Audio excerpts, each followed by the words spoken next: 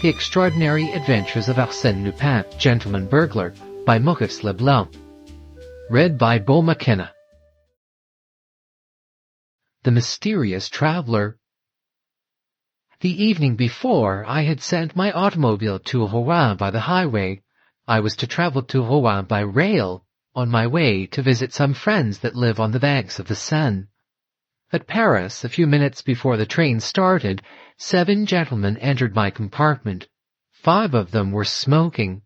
No matter that the journey was a short one, the thought of traveling with such a company was not agreeable to me, especially as the car was built on the old model without a corridor. I picked up my overcoat, my newspapers, and my timetable, and sought refuge in a neighboring compartment. It was occupied by a lady who, at sight of me, made a gesture of annoyance that did not escape my notice, and she leaned toward a gentleman who was standing on the step and was, no doubt, her husband. The gentleman scrutinized me closely, and apparently my appearance did not displease him, for he smiled as he spoke to his wife with the air of one who reassures a frightened child.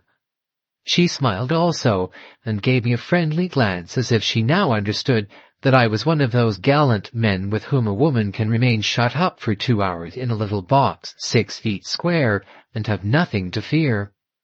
Her husband said to her, "I have an important appointment, my dear, and cannot wait any longer. Adieu." He kissed her affectionately and went away. His wife threw him a few kisses and waved her handkerchief. The whistle sounded, and the train started. At that precise moment, and despite the protests of the guards, the door was opened, and a man rushed into our compartment. My companion, who was standing and arranging her luggage, uttered a cry of terror and fell upon the seat. I am not a coward, far from it, but I confess that such intrusions at the last minute are always disconcerting. They have a suspicious, unnatural aspect. However, the appearance of the new arrival greatly modified the unfavorable impression produced by his precipitant action. He was correctly and elegantly dressed, wore a tasteful cravat, correct gloves, and his face was refined and intelligent. But where the devil had I seen that face before? Because, beyond all possible doubt, I had seen it. And yet the memory of it was so vague and indistinct that I felt it would be useless to try to recall it at that time. Then, directing my attention to the lady, I was amazed at the pallor and anxiety I saw in her face. She was looking at her neighbor, the occupied seats on the same side of the compartment, with an expression of intense alarm, and I perceived that one of her trembling hands was slowly gliding toward a little traveling bag that was lying on the seat about 20 inches from her. She finished by seizing it and nervously drawing it to her. Our eyes met, and I read in hers so much anxiety and fear that I could not refrain from speaking to her. "Are you ill, madame? Shall I open the window?" Her only reply was a gesture indicating that she was afraid of our companion. I smiled, as her husband had done, shrugged my shoulders, and explained to her in pantomime that she had nothing to fear, that I was there, and besides, the gentleman appeared to be a very harmless individual. At that moment he turned toward us, scrutinized both of us from head to foot, then settled down in his corner and paid us no more attention. After a short silence, the lady, as if she had mustered all her energy to perform a desperate act, said to me in an almost inaudible voice, "Do you know who was on our train?" "Who?" He, I assure you." "Who is he?" "Arsène Lupin." She had not taken her eyes off our companion, and it was to him rather than to me that she uttered the syllables of that disquieting name. He drew his hat over his face. Was that to conceal his agitation, or simply to arrange himself for sleep? Then I said to her, "Yesterday, through contumacy, Arsène Lupin was sentenced to 20 years' imprisonment at hard labor. Therefore, it is improbable that he would be so imprudent today as to show himself in public. Moreover, the newspapers have announced his appearance in Turkey since his escape from the Santé." "But he is on this train at the present moment," the lady proclaimed, with the obvious intention of being heard by our companion. "My husband is one of the directors in the penitentiary service, and it was the station master himself who told us that a search was being made for Arsène Lupin." "They may have been mistaken." "No, he was seen in the waiting room. He bought a first-class ticket for Rouen. He has disappeared. The guard at the waiting room door did not see him pass, and it is supposed that he had got into the express that leaves 10 minutes after us. In that case, they will be sure to catch him.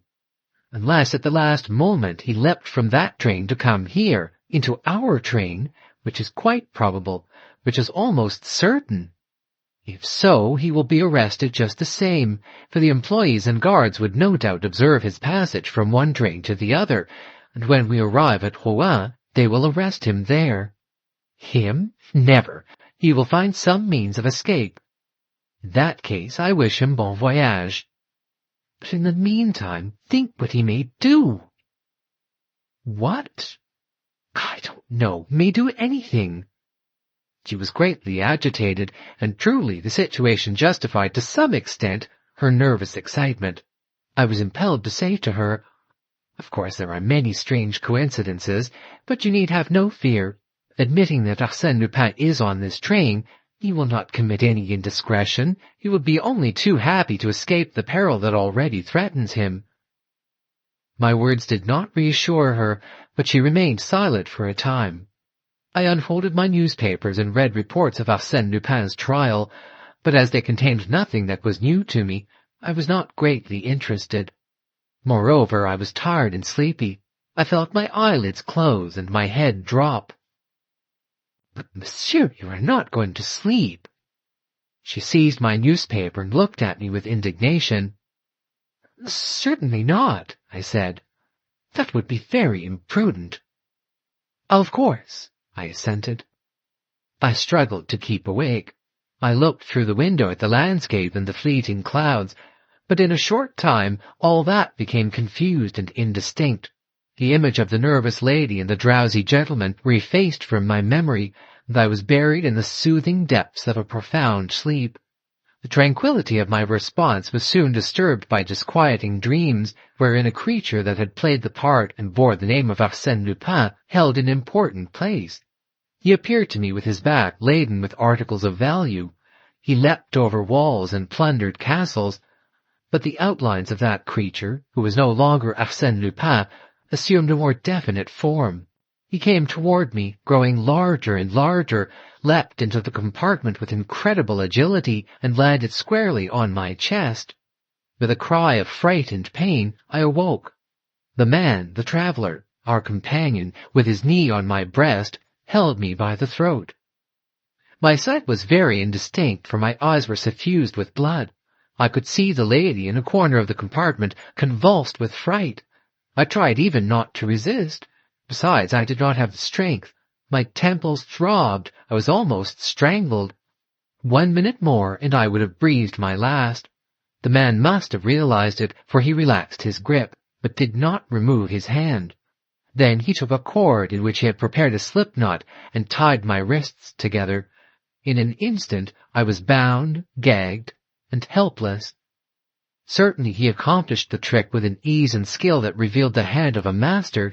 He was no doubt a professional thief. Not a word, not a nervous movement, only coolness and audacity. And I was there, lying on the bench, bound like a mummy. I, Arsène Lupin. It was anything but a laughing matter, and yet, despite the gravity of the situation, I keenly appreciated the humor and irony that it involved. Arsène Lupin seized and bound like a novice, robbed as if I were an unsophisticated rustic, for you must understand the scoundrel had deprived me of my purse and wallet. Arsène Lupin, a victim, duped, vanquished. What an adventure! The lady did not move. He did not even notice her. He contented himself with picking up her travelling bag that had fallen to the floor and taking from it the jewels, purse, and gold and silver trinkets that it contained. The lady opened her eyes, trembled with fear, drew the rings from her fingers, and handed them to the man as if she wished to spare him unnecessary trouble. He took the rings and looked at her. she swooned. Then, quite unruffled, he resumed his seat, lighted a cigarette, and proceeded to examine the treasure that he had acquired. The examination appeared to give him perfect satisfaction. But I was not so well satisfied. I do not speak of the 12,000 francs of which I had been unduly deprived. That was only a temporary loss, because I was certain that I would recover possession of that money after a very brief delay, together with the important papers contained in my wallet, plans, specifications, addresses, lists of correspondence, and compromising letters. But for the moment, a more immediate and more serious question troubled me. How would this affair end? What would be the outcome of this adventure? As you can imagine, the disturbance created by my passage through the Saint-Lazare station has not escaped my notice. Going to visit friends who knew me under the name of Guillaume Burglar, and amongst whom my resemblance to Arsène Lupin was a subject of many innocent jests, I could not assume a disguise, and my presence had been remarked. So beyond question, the commissary of police at Rouen, notified by telegraph and assisted by numerous agents, would be awaiting the train, would question all suspicious passengers, and proceed to search the cars. Of course I had foreseen all that, but it had not disturbed me, as I was certain that the police of Rouen would not be any shrewder than the police of Paris, and that I could escape recognition. Would it not be sufficient for me to carelessly display my card as député, thanks to which I had inspired complete confidence in the gatekeeper at Saint-Lazare? But the situation was greatly changed. I was no longer free. It was impossible to attempt one of my usual tricks. In one of the compartments, the commissary of police would find Monsieur Arsène Lupin, bound hand and foot, as docile as a lamb, packed up, all ready to be dumped into a prison van. He would have simply to accept delivery of the parcel, the same as if it were so much merchandise or a basket of fruit and vegetables. Yet, to avoid that shameful denouement, what could I do, bound and gagged as I was? And the train was rushing on toward Rouen, the next and only station. Another problem was presented, in which I was less interested, but the solution of which aroused my professional curiosity. What were the intentions of my rascally companion? Of course, if I had been alone, he could, on our arrival at Rouen, leave the car slowly and fearlessly. But the lady?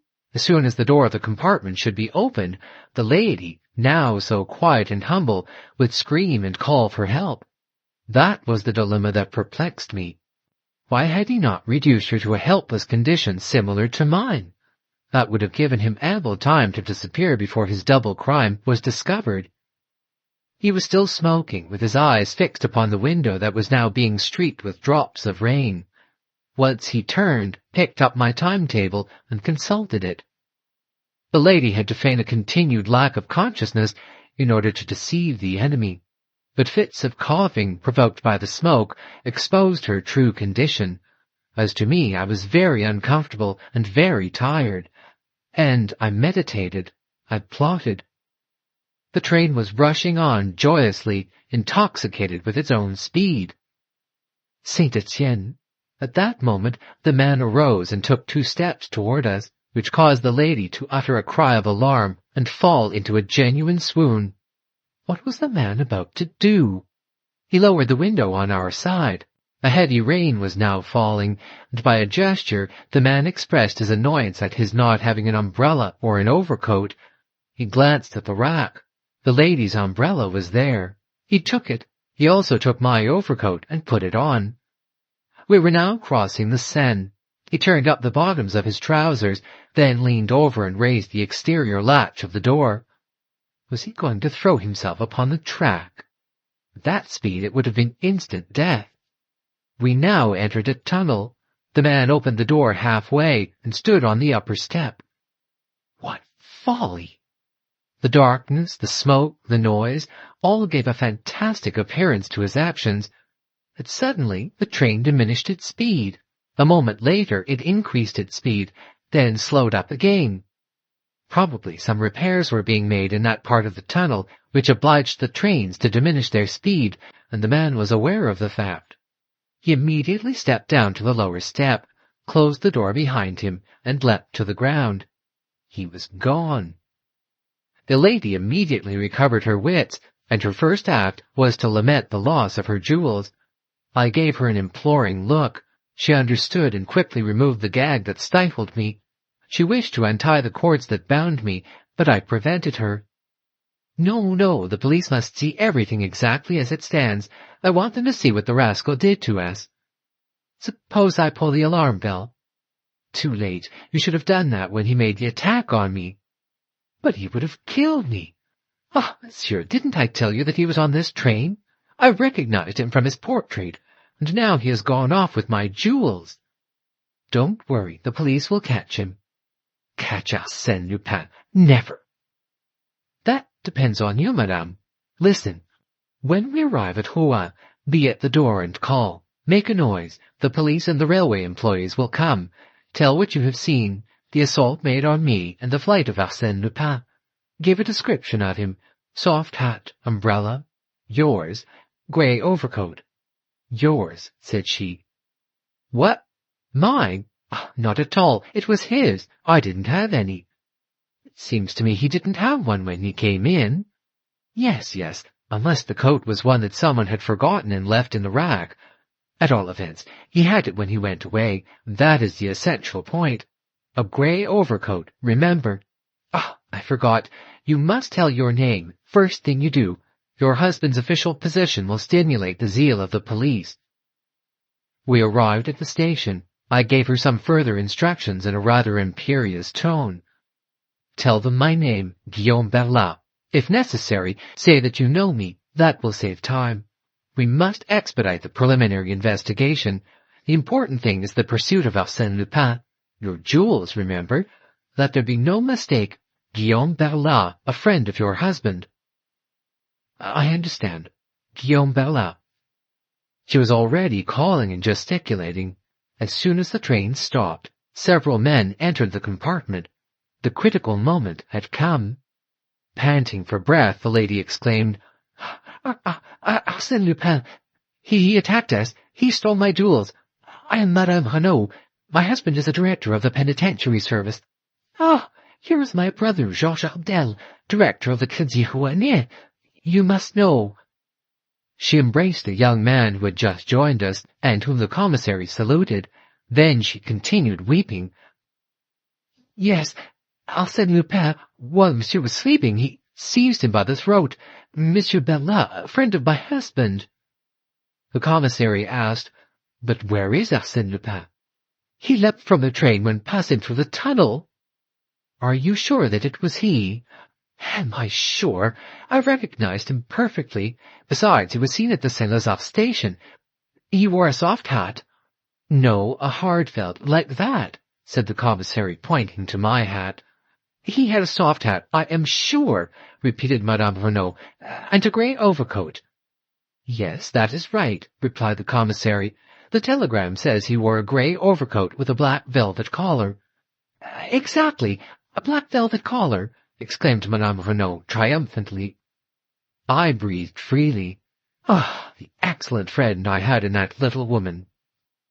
The police agents had now released me. I bit my lips until they ran blood.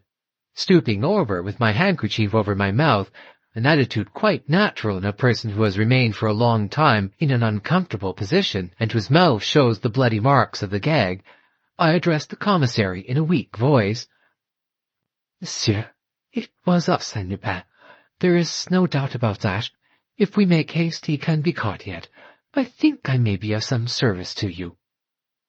The railway car in which the crime occurred was detached from the train to serve as a mute witness at the official investigation.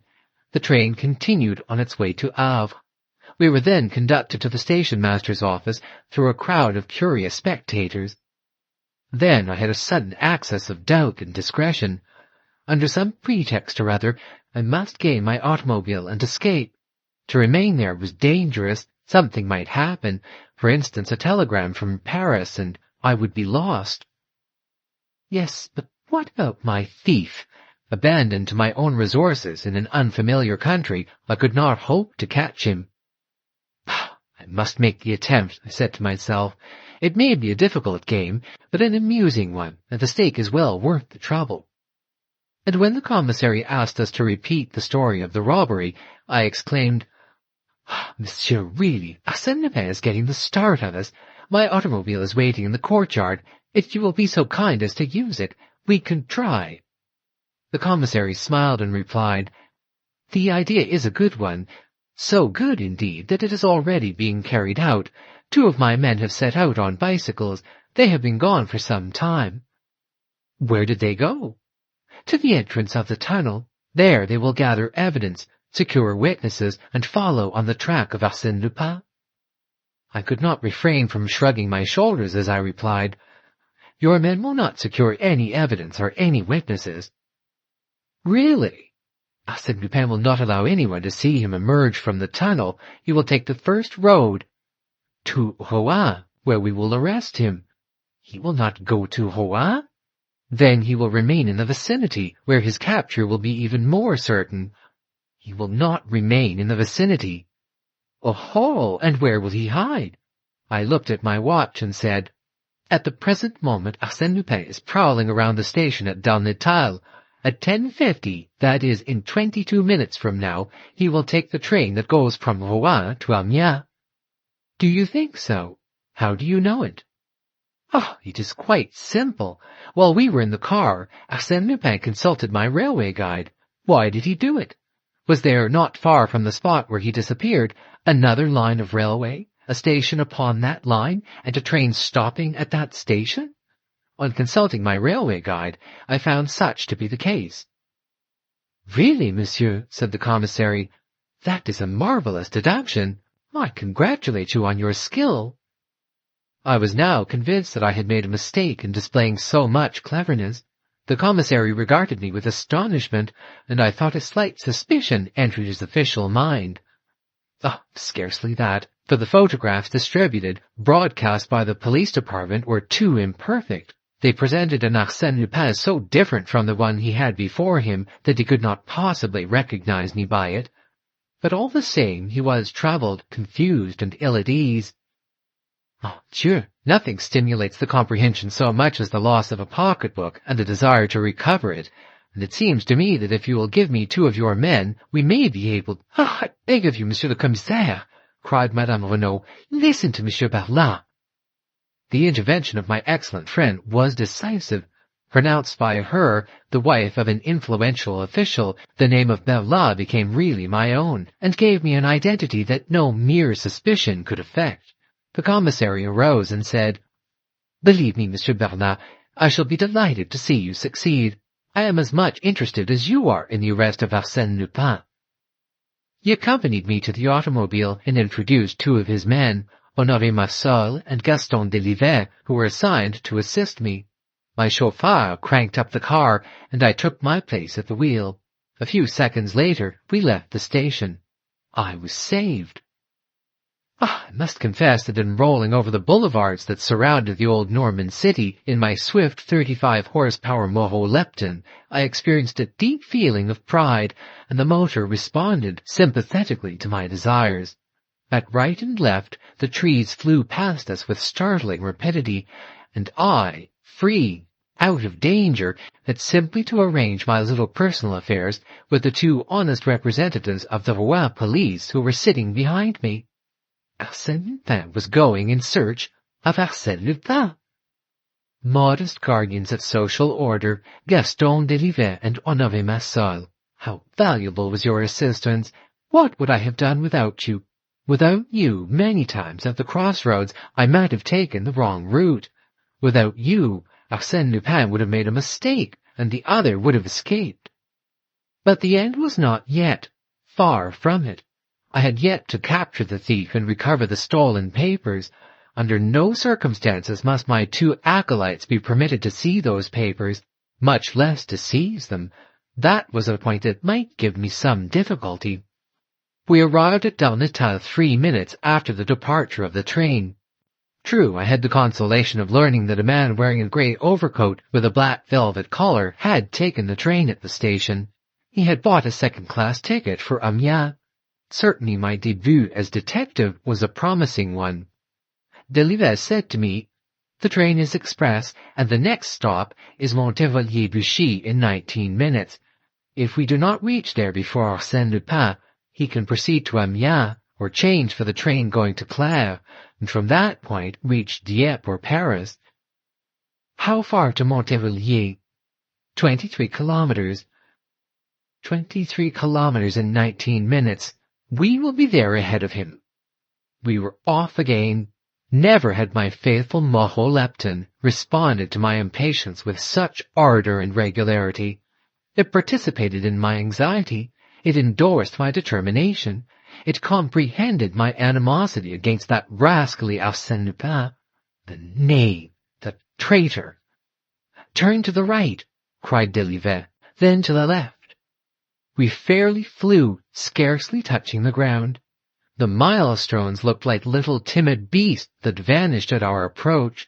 Suddenly, at a turn of the road, we saw a vortex of smoke. It was the Northern Express. For a kilometre it was a struggle, side by side, but an unequal struggle in which the issue was certain. We won the race by 20 lengths. In 3 seconds we were on the platform standing before the second-class carriages. The doors were opened and some passengers alighted, but not my thief. We made a search through the compartments. No sign of Arsène Lupin. "Sapristi!" I cried. "He must have recognized me in the automobile as we were racing side by side, and he leapt from the train. Ah, there he is now, crossing the track." I started in pursuit of the man, followed by my 2 acolytes, or rather followed by one of them, for the other, Massol, proved himself to be a runner of exceptional speed and endurance. In a few moments he had made an appreciable gain upon the fugitive. The man noticed it, leapt over a hedge, scampered across a meadow, and entered a thick grove.